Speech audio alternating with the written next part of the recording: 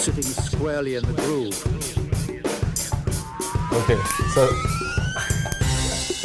Je m'appelle Hugo Talbot, je suis en fin de thèse ici à INRIA de Lille, Nord-Europe. Ma thèse porte sur la cardiologie. L'intitulé c'est Simulation en temps réel, patient spécifique de l'électrophysiologie cardiaque. Ça peut paraître un peu compliqué comme ça, mais en fait c'est relativement simple, c'est-à-dire qu'on va récupérer des données et notre but ça va être de reproduire l'activité électrique d'un patient qui potentiellement peut souffrir d'une pathologie type arythmie. Une arythmie, c'est tout simplement le rythme électrique du cœur est perturbé d'une quelconque façon. J'ai commencé à travailler sur le développement d'un simulateur qui visait à mettre en avant les travaux d'électrophysiologie cardiaque et de simulation. Et donc j'ai découvert ce sujet proposé entre deux centres, ici INRIA Lille, Nord-Europe, et INRIA Sophia Antipolis, parce qu'un ingénieur là-bas travaillait avec moi à distance sur ce simulateur et pour développer les différentes parties de ce travail. La première partie, c'est une partie hardware, c'est l'interface entre l'utilisateur et la simulation. Dans cette opération, on va insérer ici un cathéter, l'outil va mesurer l'insertion et la rotation de l'outil et va envoyer ces données directement à la simulation. Et la deuxième partie, c'est une partie software cette fois-ci, qui implique notre simulation. On a une simulation d'imagerie médicale, c'est une image de fluoroscopie, c'est ce qui est utilisé dans ce genre d'opération. Il n'y a pas de patient sous la table, il s'agit tout simplement d'un modèle d'un cœur d'un patient et tout ensuite est simulé à l'aide de l'ordinateur. On a sur ce deuxième écran ici une vue en 3D avec un cœur qui se contracte et les différents signaux électriques. Ces signaux sont animés et donc calculés grâce à notre modèle d'électrophysiologie.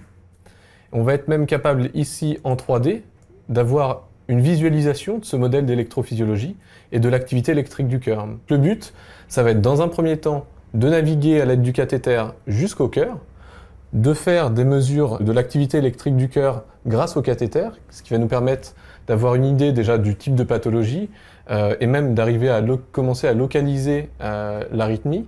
Et enfin, dans un dernier temps, il va falloir reconstruire en 3D l'intérieur du cœur, faire des mesures sur cette surface afin de déterminer cette fois-ci exactement où se trouve la zone à aller traiter. Et enfin, l'opération se termine par l'ablation si elle est naturellement un succès.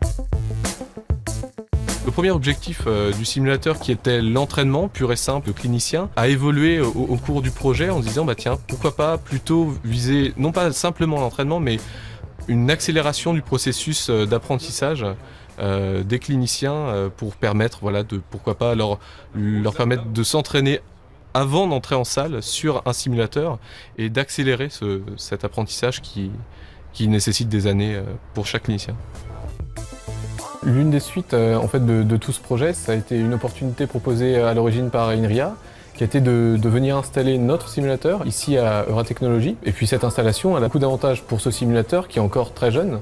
Ce simulateur il sort de l'aspect recherche et maintenant on est en train de commencer justement à se questionner sur l'avenir de ce simulateur, à investiguer toutes les différentes options qui pourraient correspondre à un avenir potentiel. Et donc cette place ici, Euratechnologies, c'est une chance pour nous de par exemple avoir des industriels qui viennent découvrir le travail de chercheurs, et là en l'occurrence sur l'électrophysiologie cardiaque, donc la simulation médicale, avoir des retours d'investisseurs, d'entrepreneurs qui peuvent trouver le projet intéressant, mal orienté, etc. Donc voilà, pour nous c'est une vraie opportunité pour potentiellement orienter notre travail à l'avenir avec ce simulateur pour potentiellement le commercialiser et de la meilleure des façons possibles.